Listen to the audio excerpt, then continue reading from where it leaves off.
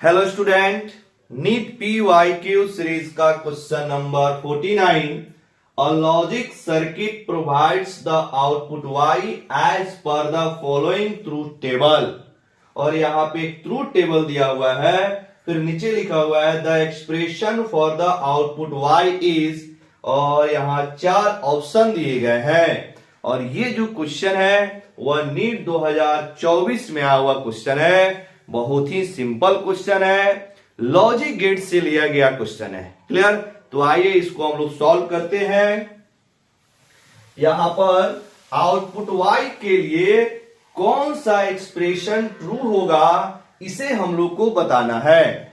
तो इस टाइप के क्वेश्चन को सॉल्व करने के लिए हम लोग ऑप्शन को चेक करते हैं, क्योंकि इसके लिए ट्रू टेबल दिए गए हैं। क्लियर? तो ऑप्शन चेक करने में भी थोड़ा सा हम लोग अपने ब्रेन को लगाएंगे कि कौन सा ऑप्शन को चेक करें ताकि जल्दी हमारा आंसर प्राप्त हो जाए। क्लियर? तो छोटे ऑप्शन को पहले चेक किया जाता है। तो चलिए हम लोग सबसे पहले फोर्थ ऑप्शन को चेक करते हैं कि अगर y is equal to B ले तो क्या ये ट्रूथ टेबल से मैच करेगा या नहीं करेगा। तो अब देखिएगा, हम लोग फोर्थ ऑप्शन को जब चेक करने जाएंगे y is equal to B, तो यहां पर b की वैल्यू 0 है, बट यहां y की वैल्यू 1 है, यानी कि ये ऑप्शन आपका इनकरेक्ट हो गया, मतलब फोर्थ ऑप्शन आपका नहीं होगा। नेक्स्ट चलते हैं, थर्ड ऑप्शन को चेक करते हैं। थर्ड ऑप्शन को चेक करेंगे तो यहां लिखेंगे y is equal to B bar. आइए चेक करते हैं। यहां पे b की वैल्यू 0 है, और जब यहां बार लेंगे तो 0 का बार 1 होता है। फिर b की वैल्यू 1 है, 1 का बार लेंगे तो 0 होगा। फिर b की वैल्यू 0 है, 0 का बार 1, फिर b की वैल्यू 1 है, 1 का बार 0। यानी कि ये जो आपका ऑप्शन थर्ड है ये बिल्कुल y is equal to B bar से मैच करता हुआ ट्रूथ टेबल हमें दिख रहा है। यानी कि इसका जो करेक्ट आंसर होगा वो हो जाएगा आंसर नंबर 3।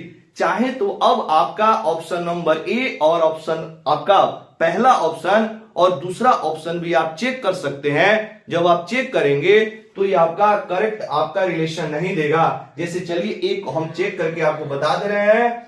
अगर हम लोग पहला ऑप्शन चेक करेंगे तो y इज इक्वल टू हो जाएगा a into B plus A bar. Clear?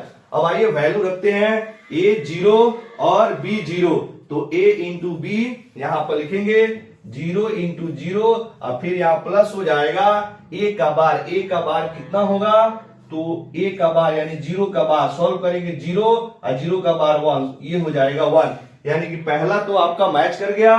दूसरा को देखिएगा, फिर a0 आपका b1 प्लस फिर ये हो जाएगा 0 का बार, तो आपका 0 इंटू 1 हो जाएगा 0, और फिर यहाँ पे 0 का बार कितना हो जाएगा 1, यानी 0 प्लस 1 आपका 1 हो जाएगा।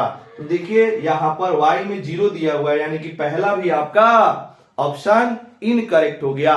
तो आप दूसरे ऑप्शन को चेक करें या न करें इससे कोई मतलब नहीं है, क्योंकि एक ही आपका ऑप्शन करेक्ट होता है। तो y is equal to B bar, यानी जो थर्ड ऑप्शन है यही बिल्कुल आपका करेक्ट ऑप्शन होगा। क्लियर?